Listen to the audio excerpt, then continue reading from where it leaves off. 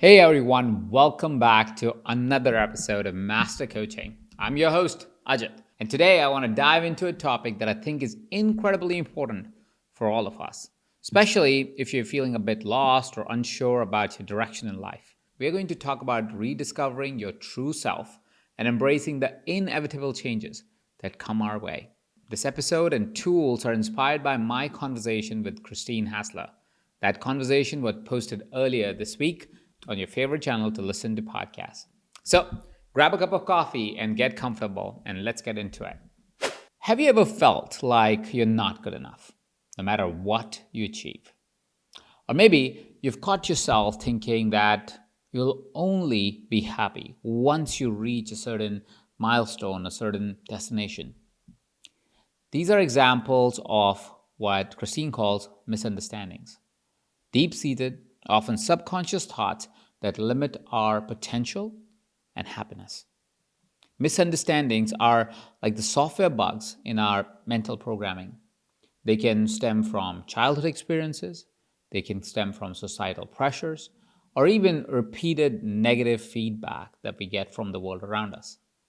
Over time, these misbeliefs or misunderstandings shape our self image and behavior, holding us back from truly living our fullest potential. So, how do we start identifying these misunderstandings? One effective way is to pay attention to your inner dialogue, especially in moments of failure or stress. Noticing any recurring negative thoughts. For instance, do you often think, I'm not smart enough, or I always mess things up? These are clues to the underlying misunderstanding. Now, once you have identified this misunderstanding that you're dealing with, the next step is to reframe them. Reframing is all about changing the way we perceive these limiting thoughts. Here's a powerful coaching technique you can use with your client. I call it the evidence and alternative method. Here's how it works. First, have your client write down a negative belief they hold about themselves. Let's take an example. I am not capable of leading a team. Next, ask them to list all the evidence that supports this belief.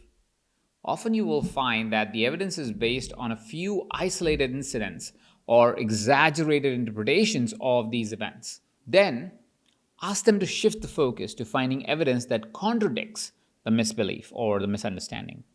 Encourage your client to recall times when they successfully led a project or received any kind of positive feedback. This helps them see that their negative belief or negative understanding isn't the full picture. It's just one of the perspectives. Finally, now you can work with them to create an alternative, more empowering belief. Instead of, I'm not capable of leading a team, they might reframe it to, I have the skills and potential to lead effectively. Reinforce this new belief by encouraging them to repeat it regularly and remind themselves of the evidence that they have that supports their belief that they are a great leader.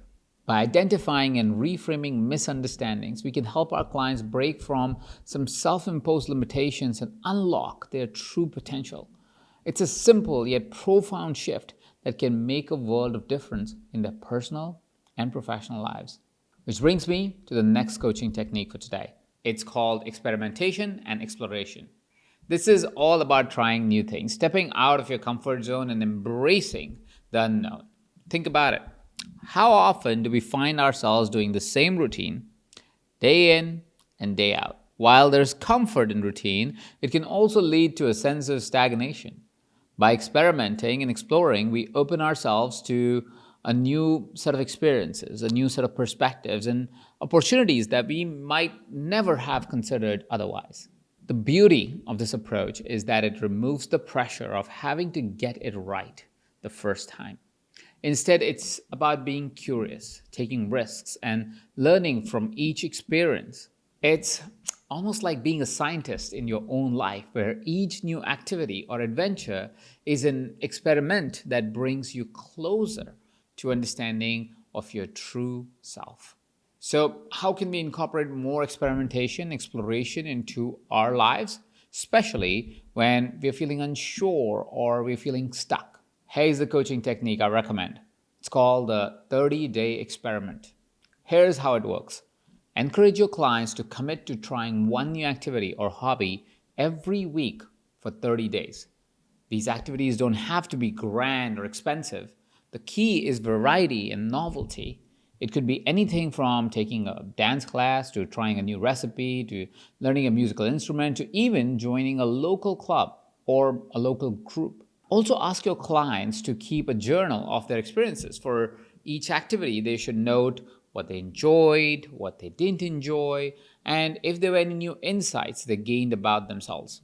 This reflection is crucial as it helps you connect the dots between the different experiences and identify patterns of what truly excites and energizes your client. At the end of the 30 days, have a coaching session to review their journal entries. Discuss the common themes and interests that emerged. This not only helps them gain clarity on their passions, but also builds their confidence to continue exploring and trying new things. By embracing experimentation and exploration, we can break free from the monotony of routine and discover new passions and possibilities. It's a journey of self discovery that's both exciting and enlightening. When we are going through identity change, we need a lot of self trust, a lot of confidence. Self trust and confidence are like the twin pillars holding up our sense of self worth. When we trust ourselves, we believe in our ability to make good decisions, handle challenges, and navigate the ups and downs of life. Confidence, on the other hand, is the outward expression of this trust. It's the belief that we can succeed in our endeavors and that we are capable of achieving our dreams. But building self trust and confidence doesn't happen overnight. It's a gradual process that involves consistent action and self reflection. Many of us struggle with self doubt and fear of failure, which can erode our self trust. It can erode our confidence. The good news is we can actively work on these areas and see significant improvements over time. So, how do we start building self trust and confidence? Here's a coaching technique I find incredibly effective. It's called the Small Wins Journal. Here's how it works.